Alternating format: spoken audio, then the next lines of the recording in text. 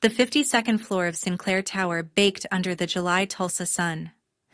The glass walls were fogged from the heat, outside air conditioning fighting a losing battle. I sat alone in the back corner, hands flat on the polished table. My name is Raven Sinclair, 35 years old, the daughter this family wrote off a long time ago. My younger brother Cole stood at the head of the room in a perfect navy suit chest, puffed eyes locked on me. "You've always been the loser in this family," he announced, voice ringing off the walls. "As of today, I'm taking full control of Sinclair Oilfield Services." Applause exploded. Mom started it. Skylar screamed. Blake, his fiancé, jumped to his feet, clapping like he'd just won the lottery. Even Uncle Victor joined in. I didn't blink. Lauren Brooks, our CFO for 18 years, set her pen down and stood. "Before any leadership vote," she said calmly, "every major decision requires approval from the shareholder who controls at least 75% of the voting shares." Dead silence. Cole's face went white. "That's impossible." Lauren didn't answer. She just looked straight at him. "If you want to know how the forgotten older sister ended up owning 3/4 of a century-old oilfield empire while her spoiled little brother stood there screaming, don't move. Smash the like button right now, subscribe, and hit the bell, because the next 8 parts are going to blow your mind." 15 minutes before the official meeting started, the conference room already felt like a furnace. I took the seat farthest from the head of the table, the one nobody ever fought for. The leather was still warm from the sun beating on the windows all morning. I folded my hands in my lap and waited. Across the room, my mother Evelyn leaned toward my Uncle Victor, her voice low, but not low enough. "She should have tried harder, Victor. Raven could have gone to a real school if she'd wanted it. Cole worked for everything he has." Uncle Victor nodded without looking at me. "Kid sister never wanted the pressure. Cole was born for it." I'd heard versions of that sentence my entire life. It started the day our father died on a rig floor 15 years ago. I was 20, home from community college for the weekend. Cole was 17, still in high school, already the golden boy who could do no wrong in Mom's eyes. Grandfather Henry stepped in to raise us. He put Cole on the fast-track private tutor summer internships on the rigs, then straight to Harvard Business School the minute he turned 22. Mom bragged about Cole's grades to anyone who would listen. Me, I stayed in Tulsa, got my petroleum engineering technology degree at OSU Tulsa, and went to work in the drafting department. Grandfather said I had the best eye for pipe stress calculations he'd ever seen. Mom said I was wasting my life drawing pictures of pipes. Every holiday dinner, every birthday, the comparison never stopped. Cole got the new truck at 18. I got a used Civic. Cole got the corner office at 25. I got moved to the trailer at the Cushing yard because women don't belong in the shop. Cole got introduced to investors as the future of Sinclair Oilfield Services. I got introduced, if at all, as Raven. She handles some of the technical drawings. When Grandfather had his first minor stroke 13 months ago, Mom flew Cole in from Houston within hours. I was already at the hospital because I live 10 minutes away. She walked right past me to hug him. Cole spent 2 weeks learning the business at Grandfather's bedside. I spent those same 2 weeks keeping the company running while he posed for pictures with the old man. 3 months later, when Grandfather had the massive stroke that left him unable to speak, Mom decided Cole should move back permanently. She started planning the transition like it was already done. Skylar, our little sister, flew in every weekend to help him prepare his vision presentation. Nobody once asked what I thought. Nobody noticed I was the one signing the emergency checks when cash flow got tight. Nobody noticed I was the one on the phone at 3 in the morning renegotiating contracts with suppliers who wanted to pull out because the old man isn't in charge anymore. They were too busy measuring the new office for Cole's nameplate. I sat there now watching Blake, Cole's fiancé, scrolling through his phone, smirking at something Cole had just texted him. Skylar was touching up her lipstick, already acting like the sister-in-law of the next CEO. Mom reached over and squeezed Cole's hand. "Your grandfather would be so proud." Cole gave her that practiced smile he'd perfected at Harvard mixers. I almost laughed out loud. Grandfather Henry Sinclair built this company with grease under his fingernails and debt he couldn't pay. He didn't raise any of us to think power was something you inherited because you wore the right suit. He raised one of us to earn it. The clock on the wall hit 10 sharp. The independent board members filed in and took their seats. Lauren Brooks walked in last, carrying nothing but a single black folder. Cole stood up, smoothing his tie, ready for his moment. I stayed exactly where I was. Cole clicked the first slide, sunlight blasting off the screen so hard the projector fan whined. The title flashed in bold white letters, "A New Era for Sinclair Oilfield Services." He let the silence hang for 3 seconds the way they taught him at those Harvard leadership seminars, then spread his arms like he was about to accept an award. "Thank you all for coming on such short notice," he began, voice smooth and rehearsed. "Grandfather built an incredible company, but the world has changed. Oilfield services are now a technology game. We're bleeding cash on outdated iron and overstaffed yards while our competitors are running lean with predictive analytics and automated rigs." Mom was already nodding before he finished the sentence. Skylar had her phone out, live tweeting every word. Cole advanced the slide. A giant red arrow pointed down over a photo of our Cushing maintenance yard, the same one Grandfather opened in 1984 with 8 guys and 2 second-hand cranes. Phase 1, he continued, immediate divestiture of all legacy physical assets. That means selling the entire Cushing mechanical complex, the fleet of 180 service rigs, and the heavy haul division. Estimated proceeds, $230 million after tax. Uncle Victor rubbed his chin, looking impressed. One of the independent directors scribbled something. Phase 2, workforce optimization. We currently employ 2,800 people across Oklahoma and Texas. Post-transaction will need fewer than 600 mostly data scientists and remote operations staff based in Houston. Mom actually clapped once, then caught herself. Skylar leaned forward. That's 2,200 families freed up to pursue new opportunities, she added, using the exact corporate euphemism Cole had coached her on. Cole clicked again. A sleek render of a server farm appeared, overlaid with drone footage of driverless service trucks. Phase 3, full transition to AI oilfield services. Real-time fracture monitoring, predictive maintenance via satellite, zero human exposure on location. We partner with Silicon Valley startups, take a 40% equity stake, and flip the model from labor-intensive to asset-light. Projected EBITDA margin in year 3, 48%. He paused for effect, scanning the room. Every head except mine was nodding now. Blake Harrington, Cole's fiancé, a private equity associate who'd never set foot on a rig, raised his hand like this was a TED Talk. "Quick math," he said, grinning. "At a 15 times multiple, that's a valuation north of $3 billion in 36 months. Personal liquidity event for the family, mid-9 figures each." Mom's eyes glistened. She reached over and squeezed Cole's wrist. Cole clicked to the final slide, a mock-up of the new org chart. His name sat alone at the top, CEO and chairman in bold. Beneath him, a single box labeled Advisory Council with no names filled in. "I've already received written commitments from 3 institutional investors, representing 29% of the non-family shares," he said. "Together with the family block that gives us the votes we need today to execute immediately." He turned directly to the independent directors. "I'm asking for your support on 3 resolutions. Appoint me CEO effective immediately, authorize the asset sale, and approve the workforce reduction plan. Voting starts in 5 minutes. Skylar started clapping again. Mom joined in. Uncle Victor gave a slow, approving nod. Blake pulled out his phone, probably texting his partners that the deal was in the bag. Cole stood taller, soaking it in. The room smelled like victory to them. I stayed perfectly still, fingers resting on the table, watching the second hand on the wall clock tick toward the vote. I set my water glass down with a sharp clink that cut straight through the laughter still hanging in the air. Every head swiveled toward me. Cole's smirk froze halfway to full bloom.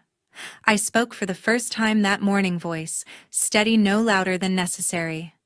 Cole the Cushing Yard holds the only triple-certified rapid response fracture maintenance contract Chevron has in Oklahoma.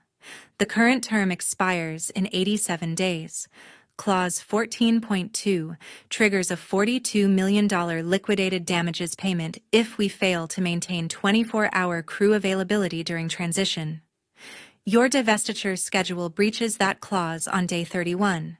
Have you run the penalty exposure, or are we just hoping Chevron forgets to read page 47?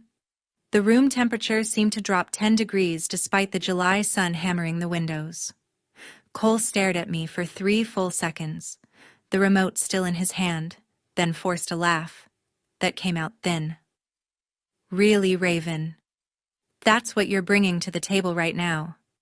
He pivoted to the rest of the room, palms open like he was on stage. My sister, ladies and gentlemen, the queen of pipe drawings, wants to lecture us about contract law.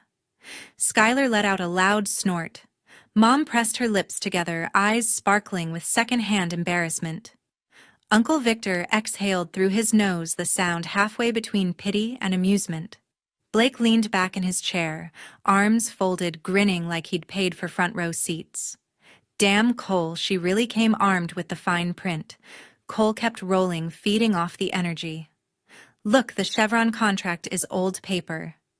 Whoever buys the yard inherits the obligation, or we renegotiate. Worst case, we eat a few million and move on. The asset sale still clears $230 million. The math doesn't lie. I didn't flinch. It's not old paper. It's the reason Chevron hasn't moved their entire Permian fracture fleet to Halliburton for 8 straight years. The penalty isn't a few million. It's $42 million wired within 30 days of breach, plus immediate termination rights on every other major contract we have with them. You didn't model it because operations never sent you the amendment file. I signed the last extension myself 18 months ago. Cole rolled his eyes so hard the projector light caught the whites. Operations. Right, because the guys who weld pipe all day should be calling strategy. The laughter came back louder, meaner. Skylar slapped the table once. Raven, honey, nobody is saying the yard guys aren't sweet. We're saying the future isn't in greasy coveralls and lunchbox thermoses. Mom reached over and patted Cole's forearm, voice dripping pride. Your brother is just trying to protect his little sketches. Let him have that baby. Uncle Victor shook his head slowly. You've been stuck in that trailer too long, Raven. Fresh air might help. Blake slapped Cole on the shoulder, the smack echoing. Classic protective big sister move. Still thinks a pressure gauge makes her Warren Buffett. One of the independent directors cleared his throat, uncomfortable, but said nothing. Another pretended to check email. Cole waved a dismissive hand at me. Tell you what, Raven. After we close the sale, I'll let you keep one drafting table in the new Houston office. You can draw all the pipes you want on the 95th floor. Deal. More chuckles. Someone in the back actually clapped twice before catching themselves. Skylar leaned toward Mom and stage whispered, She probably brought colored pencils. Mom smiled like it was the cutest thing she'd heard all week. Cole turned back to the screen, finger already on the remote. Anything else from the technical department, or can we finally vote and get on with the future? I picked up my glass again. The ice had almost completely melted, leaving faint rings on the mahogany. Cole took my silence for surrender. He straightened his tie, faced the room, and opened his mouth to call the vote. Lauren Brooks rose from her chair, the air conditioning still roaring at full blast. She placed a single black folder on the table with a soft thud that somehow silenced every person in the room. Before we proceed to any vote, she said, voice perfectly level, I need to disclose a material change in share ownership that occurred 13 months ago, well before Mr. Henry Sinclair's second and incapacitating stroke. She opened the folder and slid a single sheet across the mahogany toward the center. Effective April 29th of last year. Henry Sinclair, while still in full possession of his faculties, executed an irrevocable transfer of 75% of the Class A voting shares to Raven Sinclair. The transfer was witnessed, notarized, filed with the Oklahoma Secretary of State, and reported to the SEC on Form 4 the same week. She let that sit for 2 full seconds. Raven has been the controlling shareholder for the past 13 months. Every major decision since that date by charter definition has required her written consent. Cole's mouth opened, but no sound came out. The color drained from his face so fast I thought he might actually faint. Lauren continued without pause. As Chief Financial Officer, I am obligated to remind the board that any attempt to appoint a new CEO, authorize asset sales, or implement workforce reduction without the approval of the holder of 75% of the voting shares is null and void on its face. She closed the folder. Cole finally found his voice. It came out a cracked whisper first, then exploded. "That's impossible!" he shouted, slamming both palms on the table. Grandfather would never. He stopped himself, realizing what he'd almost said in front of the independent directors. Mom's hand flew to her chest. Skylar's phone slipped from her fingers and clattered to the floor. Blake looked like someone had punched him in the stomach. Uncle Victor leaned forward, eyes narrowed. "Lauren, are you certain of the date?" "Positive," Lauren replied. "I was present when Henry signed. He wanted zero ambiguity. He knew exactly what he was doing." Cole spun toward me, veins bulging in his neck. "You knew. This whole time you sat there and let us." He couldn't finish the sentence. I met his stare without blinking. I was waiting to see how far you'd take it. The independent directors were already flipping through the emergency bylaws Lauren had quietly circulated 5 minutes earlier. One of them muttered, "Jesus, she's right. 75% threshold. We don't even have a quorum to challenge it." Cole's breathing came fast and shallow. He pointed a shaking finger at me. "This is fraud. You manipulated a sick old man." Lauren's voice cut like ice. Henry Sinclair was examined by 2 independent physicians the same week. Both certified capacity. The documents are ironclad. I have the medical affidavits right here if anyone wants to review them. She tapped the folder. Blake tried to recover, forcing a laugh that died in his throat. There has to be some mistake. Cole's been running point on strategy for months. "No," Lauren said simply. "Raven has been running the company for months. Every wire transfer, over $5 million, every new contract, every debt repayment, her signature is on all of them. You just never bothered to look." Cole staggered back a step, knocking over his water glass. It rolled, spilled, and dripped onto the carpet. Mom finally spoke, voice trembling. "Raven, why didn't you say anything?" I turned to her slowly. "Because none of you ever asked." Cole's face twisted into something ugly. "You think this is over? I'll contest the transfer. I'll get lawyers. You'll do nothing." Lauren interrupted. "Because the moment you file, the company's outside counsel, hired and paid by Raven, will countersue for breach of fiduciary duty, tortious interference, and attempted dilution of controlling interest. Discovery alone will freeze every asset you touch." She looked around the table, making eye contact with each person. Meeting adjourned. Cole stood, frozen mouth working soundlessly. The room stayed dead quiet except for the endless hum of the air conditioning. 30 minutes later, the conference room still felt like the inside of a furnace. The independent directors had vanished minutes after Lauren's announcement, muttering about schedule conflicts and urgent calls. Only family and Blake remained huddled at the far end like survivors after a bomb. Cole stood, rigid hands flat on the table, staring at the black folder as if it might bite him. I walked to the head of the table, picked up Cole's abandoned remote, and clicked the projector back to life. "Since everyone suddenly wants transparency," I said, opening the laptop Lauren had slid in front of me. "Let's do transparency." The first slide appeared, a stark red-to-green bar chart titled Debt Reduction, Last 13 Months. 13 months ago, the company owed the bank syndicate $142 million on a revolver that matured in 18 months. Default meant they took the Cushing Yard, the fleet, and triggered cross-default on every other loan. On the same day grandfather transferred the voting shares to me, I refinanced the entire stack at 2.9 over SOFR, paid the old notes in full, and locked in a covenant-light 5-year term. Current balance owed to anyone 0. I clicked again. A pipeline map of Oklahoma and Texas lit up with new green contract icons.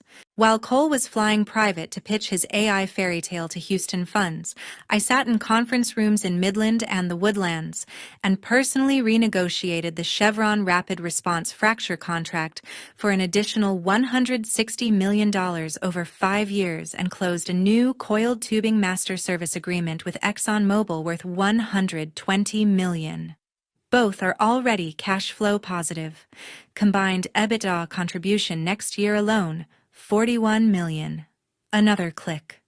A waterfall chart titled Share Consolidation. Every time a distant cousin or retiring rig hand panicked after grandfather's second stroke and put shares on the market, I bought them. Quietly. Off market. 12% total, all at or below book. Current fully diluted voting control, 87%. The remaining 13% is held by trusts that have executed irrevocable proxies in my favor. There is no minority bloc left to challenge anything. Cole's knuckles were white on the table edge. His breathing came shallow and fast. Mom tried first, voice cracking. Raven. You did all this without telling any of us. Weekly updates went to the family distribution list, I answered. Every single one was marked red. 0 replies. Ever. Skylar opened her mouth closed. It tried again. This is insane. You can't just hijack a century-old company because I didn't hijack anything I cut in. I saved it. 45 days from losing the yard, Skylar. That's where we were when grandfather put the shares in my name. Blake, desperate to regain footing, leaned forward. There are still remedies. Minority oppression statutes in Oklahoma are strong. Freeze out claims. We can file for books and records, force a fairness opinion. I turned to him slowly. The firm that literally wrote Oklahoma's minority oppression statute now works for me, Blake. Their new retention agreement was signed last week. If you file anything, their first motion will be for an emergency receiver and a temporary restraining order, freezing every personal guarantee any of you signed on the refinance, which, by the way, all of you did. Cole exploded upward chair, crashing backward into the credenza. You think this is over? He shouted. I'll tear this place apart in court for years before I let you. Lauren spoke quietly from her seat. That threat was just recorded, Cole. The conference AV system never shut off. Oklahoma is a one-party consent state. I clicked to the final slide, one line in bold red. Any challenge to the transfer or current control will be met with immediate counterclaims for breach of fiduciary duty, corporate waste, and tortious interference. Discovery will include full personal financial records of all plaintiffs. I closed the laptop. I'm not here to negotiate, I said. I'm here to deliver notice. The Cushing yard stays. The service rigs stay. The 2,200 employees stay. Starting tomorrow morning, Cole, Skylar, Mom, and Uncle Victor are on unpaid administrative leave pending review. Blake is no longer welcome on company property. Cole lunged forward.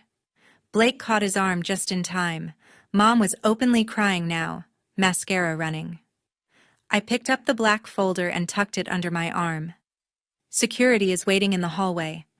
Anyone still in this building in 10 minutes will be removed. I walked to the door, paused once, and looked back. The air conditioning roared on, but the room had never felt hotter. 72 hours later, the July heat still refused to break.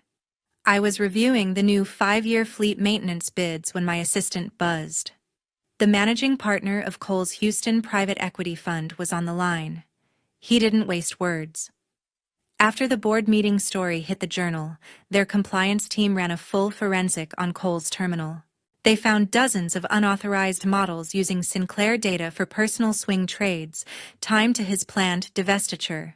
Cole was fired that morning, marched out by security with one banker's box and his Harvard diploma. By 11:17 a.m., The Dallas bank filed the UCC-1 foreclosure on Cole's 4,200 square foot penthouse in Uptown. He had personally guaranteed the $7.2 million mortgage when rates were 2.9, and his bonus was guaranteed.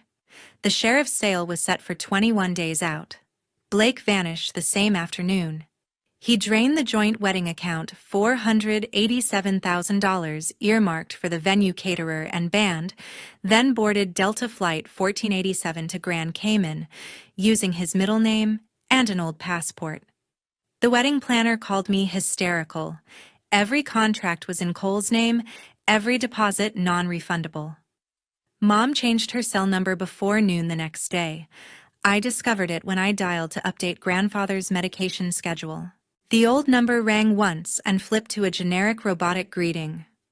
Skylar blocked me on every social platform within 6 hours and systematically deleted every childhood photo that included me from her grid. Her last public story was a black square captioned, "Blood isn't always thicker."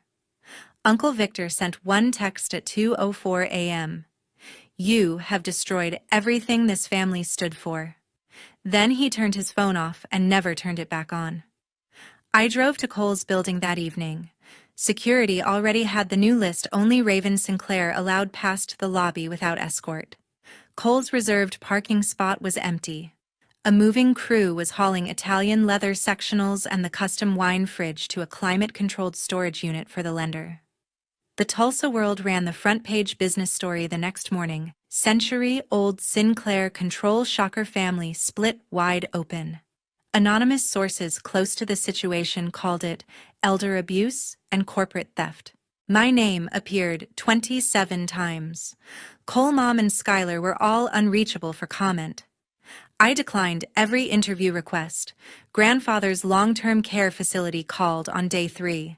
The finance office said automatic payments from Mom's account had been canceled effective immediately.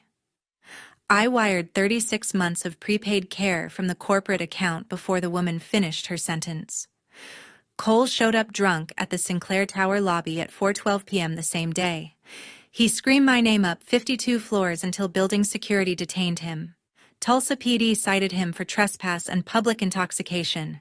The body cam footage was on the local news by 6. Skylar bought a one-way first-class ticket to Aspen the following morning, charged to the black Amex Mom still hadn't closed. She posted a single photo of the Rocky Mountains with the caption, "Some betrayals cut deeper than others." Mom leased a furnished 2-bedroom in Nichols Hills under her maiden name, paying 6 months cash up front. The leasing agent later told my assistant she arrived with 2 Louis Vuitton suitcases and nothing else. Blake surfaced long enough to file a missing person report on himself in Baton Rouge, trying to stall any fraud warrants Cole was threatening to pursue over the wedding money. By the end of the week, every phone number, email address, and social account connected to them had been deleted, blocked, or deactivated from my life. The heat index hit 112 degrees on the 4th day. I sat alone in the corner office that used to be grandfather's, watching the sun bleed orange across the Arkansas River, and felt absolutely nothing. 9 months later, the autumn sun hung low and gentle over Keystone Lake. I pushed grandfather's wheelchair along the paved path that circles the nursing home's private dock. The leaves had turned burnt orange and gold, and the wind carried the faint smell of water and pine. He wore the same navy cardigan I bought him last Christmas, the one nobody else ever remembered to bring. His hands rested on the blanket across his lap, thin but steady. I stopped at the bench where we always stopped, locked the brakes, and sat beside him. The lake was flat and silver in the late light. For a long time, neither of us moved. Words had left him 10 months ago, but we never needed many. He lifted his right hand, slow, deliberate, and closed it around my left 3 times.